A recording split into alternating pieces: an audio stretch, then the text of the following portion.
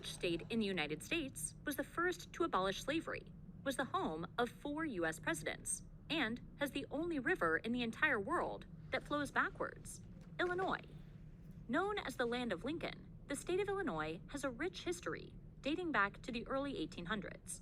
Let's take a look at how it became a state and the history of its constitution. Illinois was originally occupied by Native Americans.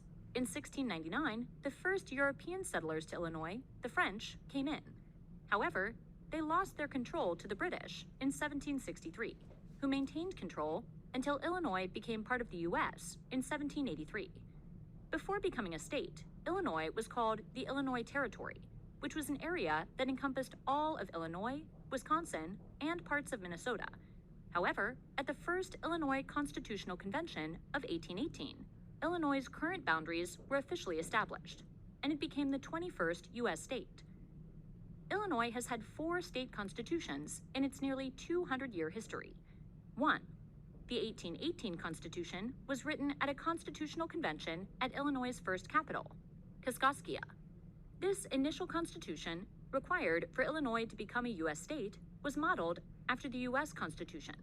It established the 3 branches of government, the legislative, executive, and judicial, their roles, and defined the state's official boundaries and first capital. 2.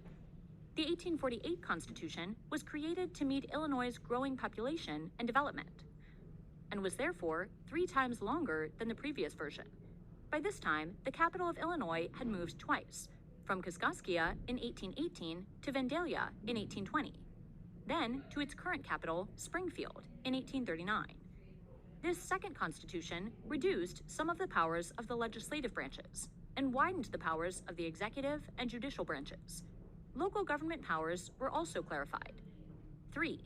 The 1870 Constitution was needed due to societal, economic, and political changes in the post-Civil War era, and was therefore longer than the 1848 version.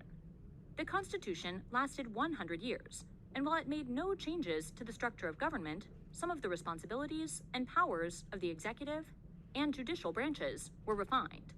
In addition, the growing needs of various special interest groups, such as farming, mining, transportation, and education, were addressed. And 4. The 1970 Constitution was written at a constitutional convention and looked like none other in the history of the state. Many changes affecting local government, small business, and voter rights were enacted, thanks to a new diverse group of delegates that included women and minorities. Let's talk a bit about the framework of the Illinois Constitution. Just like the U.S. Constitution, it begins with a preamble, which defines the purposes of the Constitution. Many of these, such as providing for the common defense and ensuring domestic tranquility, echo that of the U.S. Constitution. Let's start with the articles. There are 14 articles of the Illinois Constitution. 1. Article 1 is called the Bill of Rights, which protects the rights of Illinois citizens, including freedom of religion, speech, and freedom from discrimination, to name a few. 2. Article 2 covers the powers of the state and defines the structure and separation of powers of the 3 branches of government. 3. Article 3 sets up voting rights and election laws. 4. Articles 4 through 6 establish the rules, framework, and offices in the 3 branches of government. And 5. Articles 7 to 14 cover the laws and rules surrounding local governments, outline the uses of public funds and state revenue, provide free public education, establish laws regarding the environment, and outline how changes are made to the Constitution. Now, let's look at the amendments. There have been 13 amendments to the current Illinois Constitution since its adoption in 1970. These amendments, which have to be approved by voters in Illinois, date from 1980 to the most recent one in 2014, as of this lesson's writing, and bring changes to the state and local government, economy, and society. And finally, let's look at government branches. The similarities between the U.S. and Illinois constitutions don't just stop at its framework. Just like the U.S. government, the Illinois Constitution establishes 3 branches of government. 1.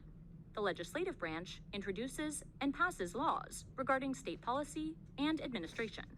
In Illinois, this branch is called the General Assembly and is made up of 2 houses, the Senate and the House of Representatives. 2. The executive branch controls the state budget and reports to the General Assembly on the conditions of the state. The executive branch is made up of the following 5 members and their staff: governor and the lieutenant governor.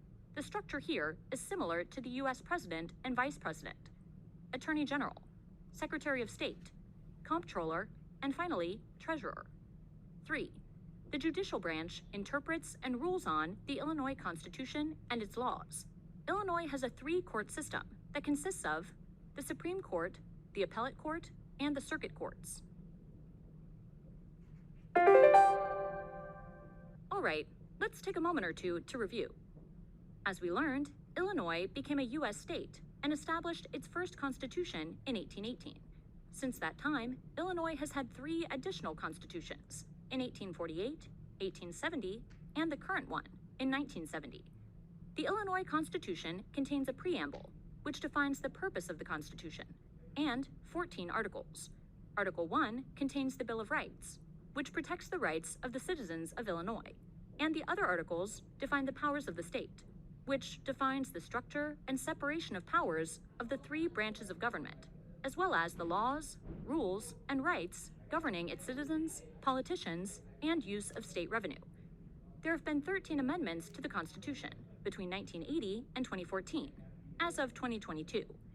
Like the U.S. Constitution, the Illinois Constitution establishes 3 branches of government: the legislative branch, called the General Assembly, the executive branch, and finally, the judicial branch.